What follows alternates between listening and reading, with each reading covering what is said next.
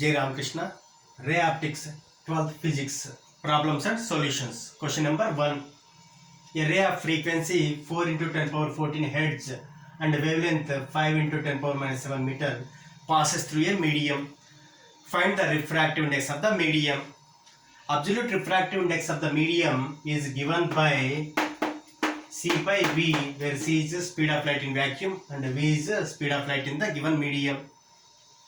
And we know the relation among speed, frequency and wavelength.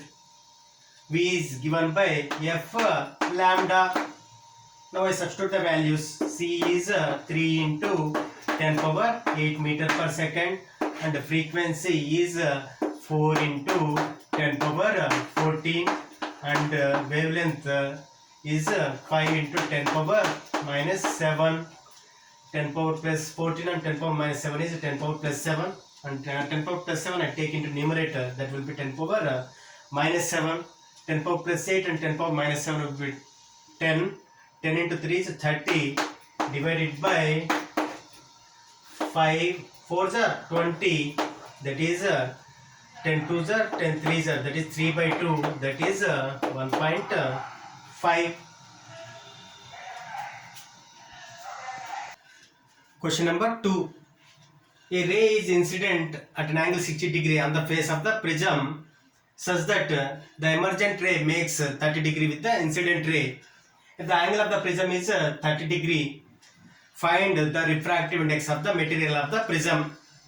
Here we have to consider the angle given as the angle of incidence. It is not the angle made by the incident ray with the prism, but this is the angle made by the incident ray with the normal.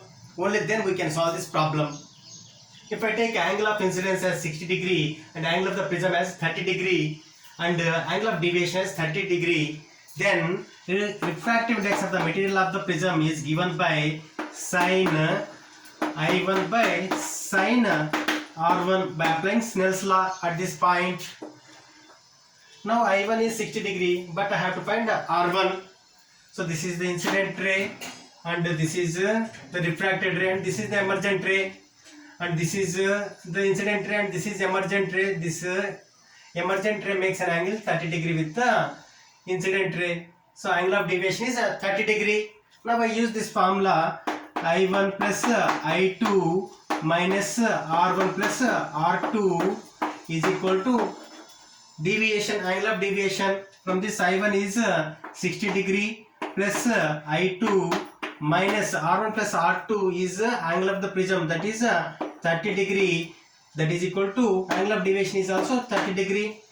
From this I can write as 60 plus I2 is equal to 60 degree, that is I2 is equal to 0 degree. It means that the emergent ray is emerging normal to the surface. When it emerges normal to the surface, then we know this relation R1 plus R2 is equal to A, and from this we can write for normal emergence angle of incidence will be 0 degree. So here R2 is also 0.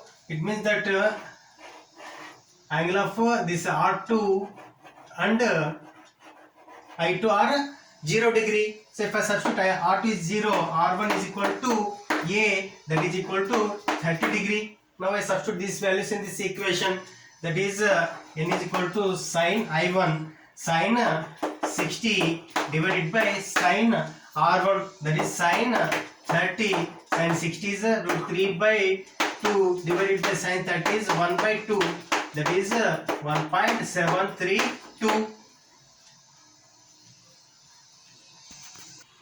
Question number 3. There are two lenses of powers minus 1.75 diopter, 2.25 diopter which are kept in contact. Find the combined focal length of the lens system. Power of the combination is given by P1 plus P2, that is P1 is minus 1.75 plus 2.25, that is 0.5 diopter. Now we know the relation between focal length and the power. This is the general relation, that is focal length of the combination is the power of the combination, that is 1 by 0.5, that is 2 meter or 200 centimeter. Question number 4. When some rays are falling on a converging lens, rays are focused at 20 centimeter. When a diverging lens is placed in contact with that lens, now the rays are focused at 30 centimeter. Find the focal length of the diverging lens. Here we have to consider the rays are falling or coming parallel to the principal axis, and focal length of the combination is given by this equation.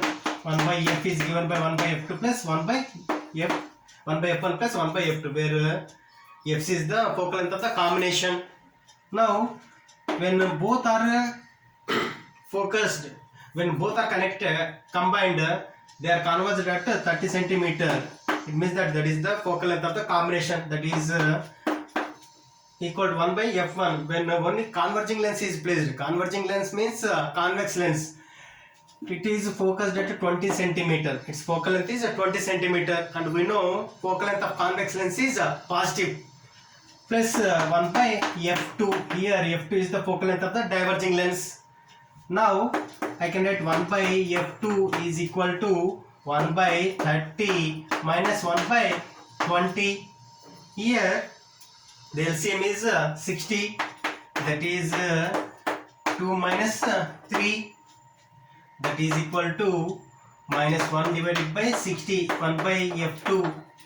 From this I can write f2 is equal to minus 60 centimeter. Here minus indicates diverging lens or concave lens.